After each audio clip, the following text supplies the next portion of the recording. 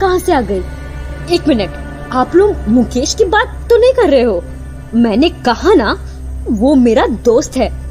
भले ही वो बस मुझे दिखता हो, पर वो मेरा दोस्त है। बेटा तू आप लोगों को मेरी बात अब अभी भी झूठ लग रही है ना? मुकेश, तुम कुछ और करके दिखाओ, तभी ये मेरी बात मानेंगे। ये बेड हिला के दिखाओ, तब मजा आएगा।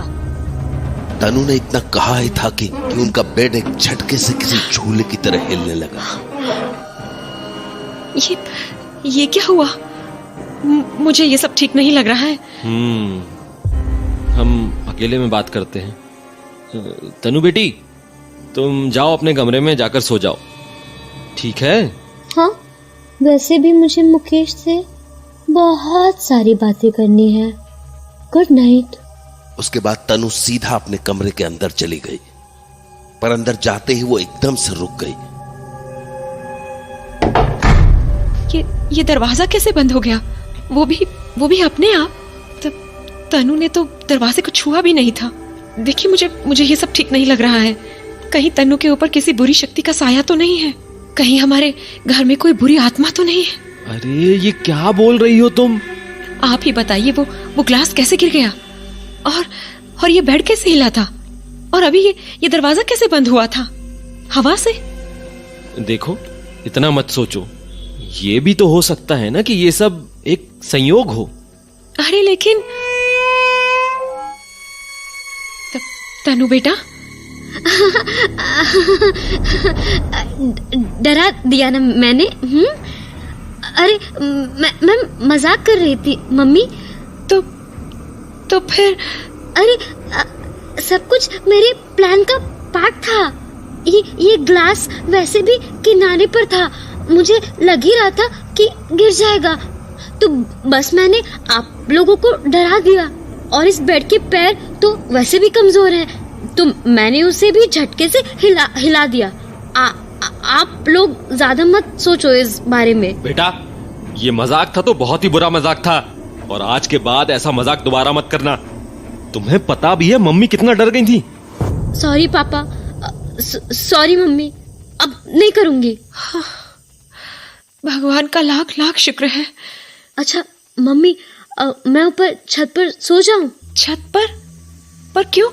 बस ऐसे ही सोने दो ना। नहीं बेटा, छत पर बहुत मच्छर होंगे, तुम कमरे में ही सो जाओ। हाँ बेटा, मम्मी ठीक कह रही हैं। हाँ ठीक है। तनु, ये कैसे बात कर रही है तू? डरा दिया ना मैंने आपको फिर से। चलो मैं चलती हूँ, गुड नाइट। इतना कहकर तनु अपने कमरे में चली गई। तभी उसकी माँ ने कहा, आपने सुना ना, उसने कैसी अजीब सी आवाज निकाली थी। अब ये मत कह देना कि कोई संयोग है। नहीं, सुना तो मैंने भी था, कुछ अजीब तो जरूर है। सुनो, एक काम करो, आज तुम उसके कमरे में जाकर सो जाओ। मैं नहीं चाहता कि वो अकेली सोए। ठीक है। तो कुछ ही देर में तनु की माँ उसके कमरे में आ गई। मम्मी, क्या हुआ? यहाँ क्यों आई हो? अरे क्यों, मैं नहीं आ सकती? नहीं आ सकती हो, पर अभी तो सोने का टाइम है ना। हाँ, तो मैं भी तो तुम्हारे साथ सोने ही आई हूँ। हाँ, यहाँ? हाँ, आज मैं यही सोऊंगी तेरे साथ, और तुझसे ढेर सारी बातें भी करूंगी। तो किसी बात से परेशान तो नहीं है ना? नहीं। और तेरा पढ़ाई में मन लगता है ना?